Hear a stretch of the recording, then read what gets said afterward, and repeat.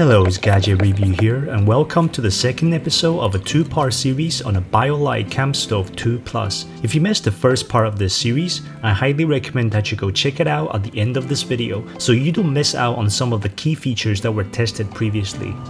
I've had this stove for over 2 years now, and in this video, I'm gonna put this stove through water boil tests for each and every fan setting, and I'll review to you which fan speed you should be using for boiling water. Not only that, I'll also be comparing the water boil test results of this Campstove 2 Plus to the Firebox Nano Campstove that I previously reviewed. To finish this water boil test, I'll be using the Biolite kettle pot to boil the same amount of water and see if it can do better than my Snow Peak pot. After the water boil test, I'll review how well this stove can actually cook, not just any camping food, but normal food that I actually eat at home. At the end of this video, I'll take you through the pros and cons of this stove after using it for over 2 years, and I'll finish this video by giving you my final verdict. There's plenty of content here that can help you decide if this is the right stove for you. Be sure to stick around to the end of this video, and let's get started. In this first test, I'm setting the fan speed to the lowest setting, and I'll let it burn for a short while before sticking the pot on the stove, so this way it starts the test with a good fire.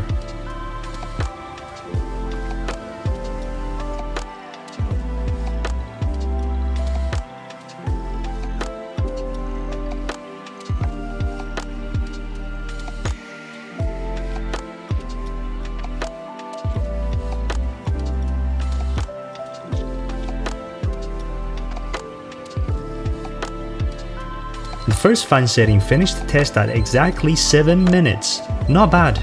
And let's see what happens when we crank up the fan speed by another notch.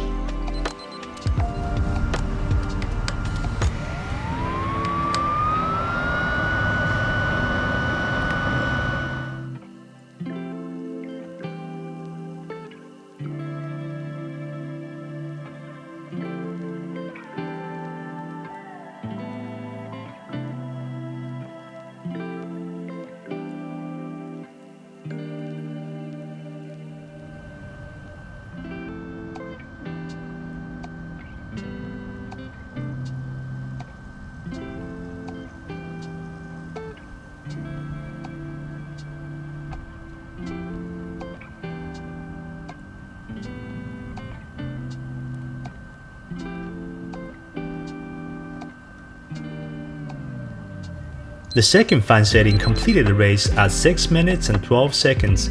That is 48 seconds faster than the lowest setting. The fan is clearly doing something here. Now let's crank up the fan speed even more and see what happens.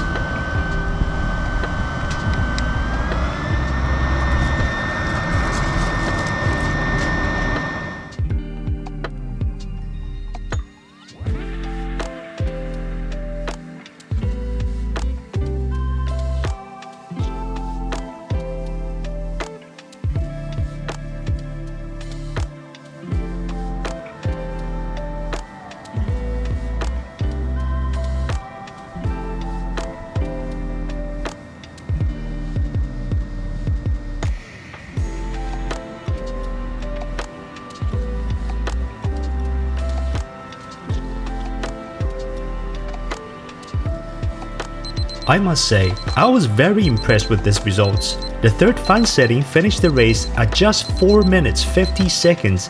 That is 1 minute 22 seconds faster than the second setting, and a whopping 2 minutes and 10 seconds faster than the lowest setting. Now let's turn this fan to the max setting and see if we can push this stove any further. At this point in time, the power module has been overheated. That's why the LED lights are now blinking. To help prevent itself from being damaged, the power module will automatically switch the fan speed to max setting as soon as you turn on the power, and you cannot override this manually, and it's gonna keep it at max speed until the temperature drops down enough.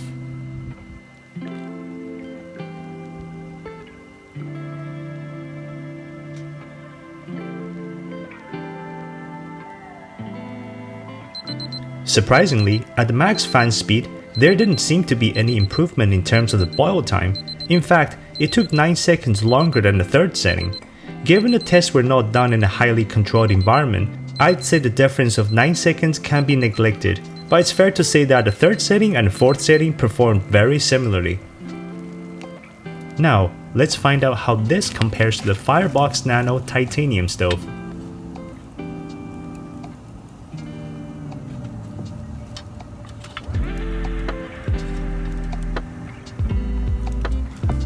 Interestingly, with no extra assistance from anything, the Firebox Nano took just a hair over 7 minutes to complete the race, which is the same time as using the lowest fan setting on a Biolite Campstove. Now I'm gonna boil the same amount of water using the highest fan speed, but this time using the Biolite kettle pot I bought separately, and see if I can get faster boil time.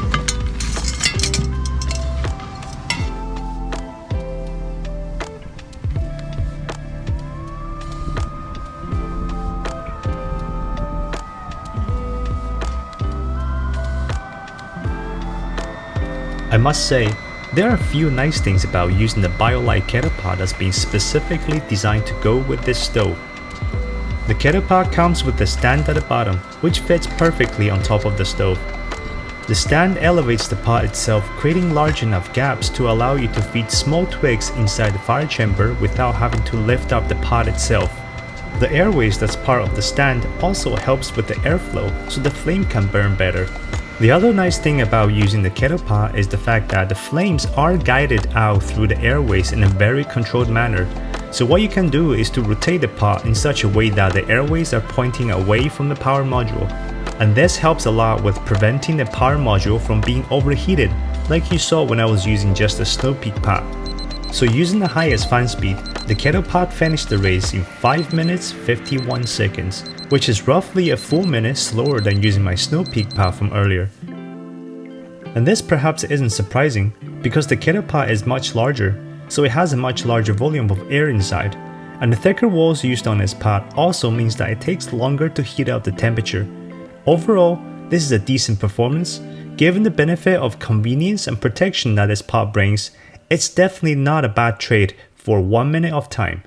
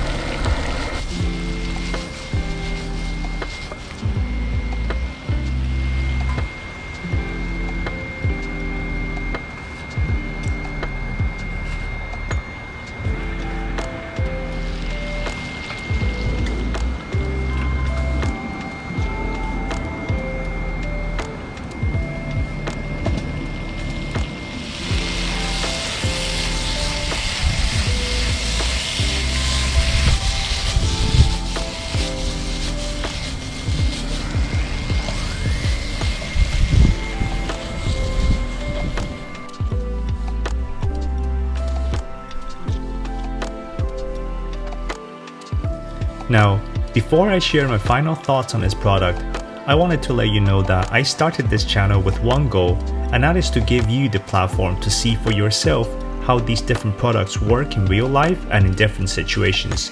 So you can decide for yourself if the products are right for you before you spend your hard-earned money. If you think my videos have helped you in any way, you can also help support me and this channel by clicking on the like and subscribe buttons down below. Let's start with what I like about this product.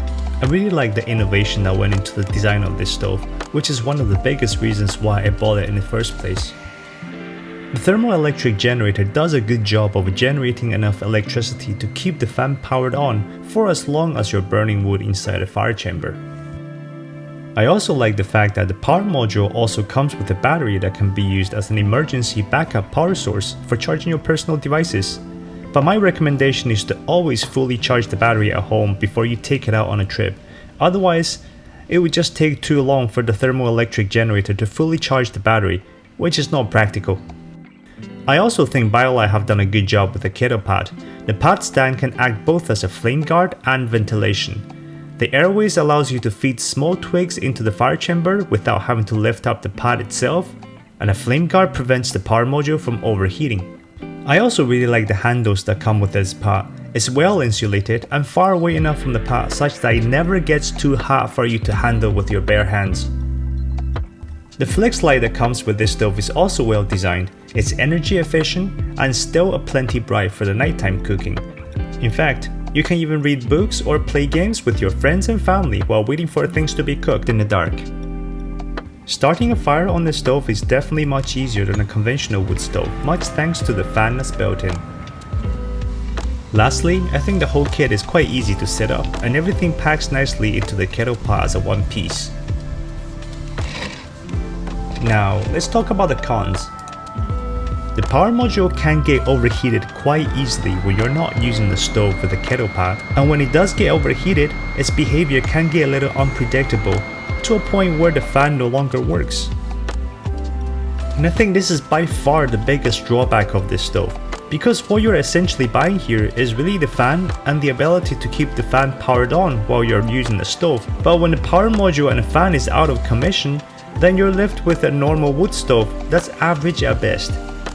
In fact, as you can see on the screen right now, when I had the power module dying on me while making my stir fry, the stove literally became useless. The fire gets smothered so easily because there simply isn't enough natural ventilation inside the fire chamber, and it was very frustrating when this happened. I had to constantly blow air into the fire chamber, and luckily, by that time I was almost done with the cooking. The stove is heavy. Just the stove alone weighed 2 pounds 6 ounces.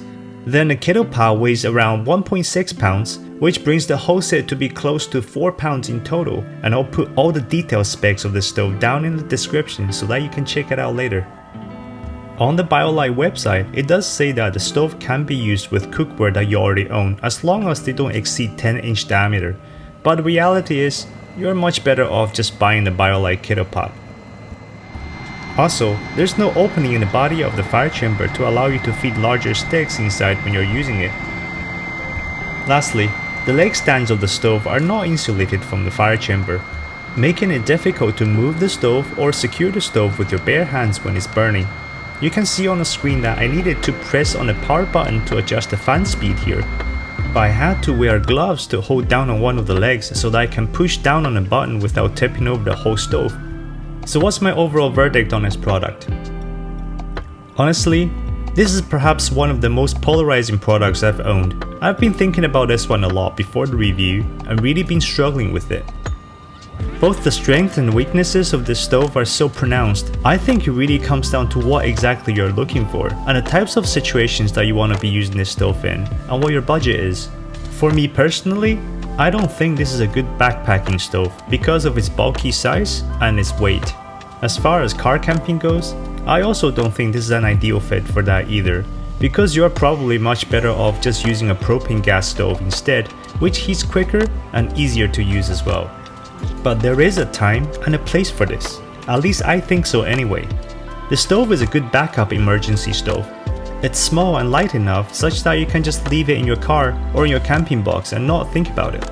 In case your main stove fails or runs out of fuel, you can absolutely count on this stove to come in and bail you out. I also think cooking with this stove is really fun. I love hearing the sound of the fan blowing air into the fire chamber, and watching the flame jets shooting out of the stove like an airplane engine, and all of that just adds a bit more joy to it.